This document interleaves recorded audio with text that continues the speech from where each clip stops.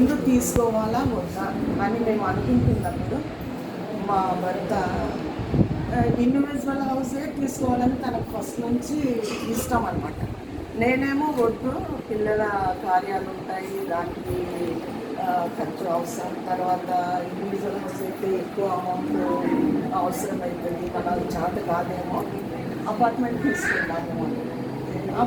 తీసుకున్నాము. కానీ తనకైతే సాటిస్ఫాక్షన్ లేదు. తీసుకున్నాము, అంతా కంప్లీట్ అయిన తర్వాత అంత వర్క్ చేసి నాకు అట్లా కాదు, ఎట్లయినా ఇండివిజువల్ హౌస్ తీసుకోవాలని కంప్లీట్ అయిన అపార్ట్మెంట్లో వేరే వాళ్ళకి అమ్మడం జరిగింది. తను తర్వాత ఇండివిజువల్ హౌస్ తీసుకోవాల్సిందే, నా మాట వినలేదు. తీసుకున్నాము. తీసుకోవడంలో మా మరిది వాళ్ళు, మా చెల్లెలు భర్త వాళ్ళు, వాళ్ళ సహకారం, వాళ్ళు ఎక్కువ మోటివేట్ చేయడం జరిగింది అనమాట.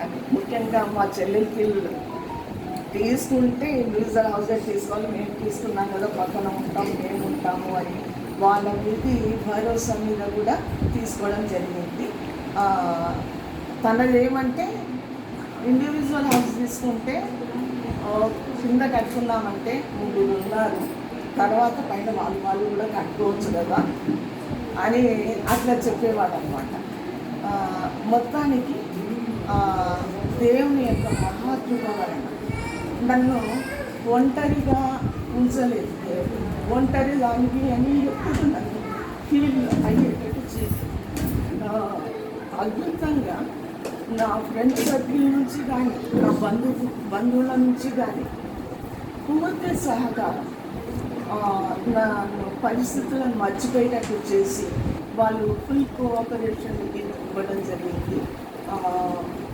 మేము ఒంటరిగా నేను ఆ బాధలో ఉన్నప్పుడు మా మదికి తానై ఉండి పెళ్లి విషయంలో కానీ ప్రతి విషయంలో తానై ఉండి చూసుకున్నాడు.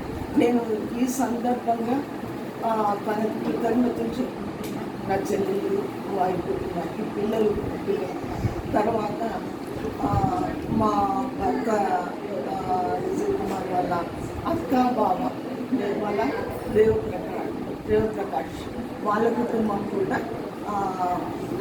మంచి సహకారం పాటించారు. అన్ని విషయాల్లో మేము ఎదురుగా ఉన్నప్పుడు మమ్మల్ని డిసప్పాయింట్ అవ్వకుండా ఉండాల్సిన వారికి ధన్యవాదాలు చెప్పుకుంటున్నా. ఏదేమైనప్పటికీ ఇంకా నేను ఈ ఇంటి నిర్మాణంలో ఇప్పుడు జెంట్స్ లాగా నేను తిరిగి చేయించలేదు. అయితే మా చిన్నమామ, మేనమామ కొడుకు అనే మార్కెట్ అన్నీ తానయ్యింది. ఇప్పుడు ఈ విధంగా తయారైంది అని అంటే కానీ నేను ఊరికి అప్పుడప్పుడు వచ్చినట్టు చూడటమే పంపిస్తే మొత్తం నిర్మాణంలో చేసుకున్నది ఉండి కట్టించింది తను. మా చెల్లెలు పిల్లలు కూడా బాగా పూర్తి సహకారం అందించినారు. మరి రాయకాస్ అపార్ట్మెంట్లో నేను ఉంటున్నాను, ఇక్కడ కట్టించుకున్నాను. ఇప్పుడు కొన్ని ఫెసిలిటీస్ లేవు కాబట్టి తొందరగా రావడానికి వీలు కాదు. నాకు అపార్ట్మెంట్లో పూర్తి ఒక ఫ్యామిలీ లాగా ఉన్నాం మేము. పూర్తి సహకారాన్ని ఇస్తే వారిని పూర్తిగా అందిస్తున్నారు.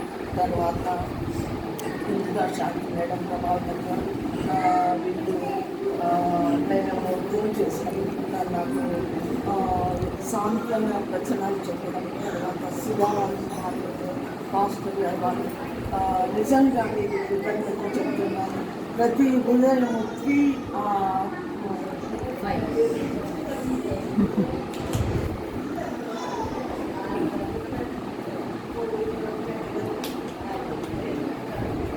ఎర్లీ మార్నింగ్ కాబట్టి మా కుటుంబాన్ని గురించి ప్రతిరోజు ప్రార్థన చేస్తాను. పాస్టర్ గారు ఎప్పుడు చెప్పిన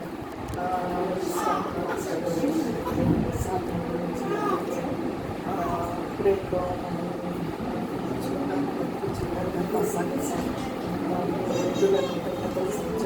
దాన్ని సాధ్యం ఉన్నా కూడా మా దేశం కుటుంబం కోసం సభ్యులు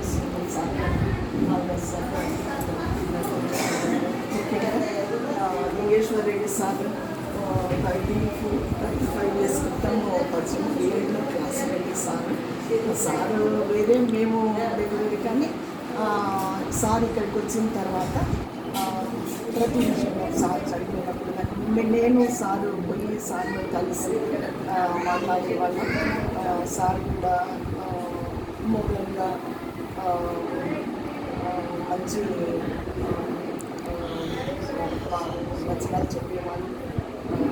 మంచి ఇట్లా ఉండాలి, ఇట్లా చేసుకోవాలి, అట్లా ఉండాలి, అట్లా చెప్పేవాళ్ళు. థ్యాంక్స్.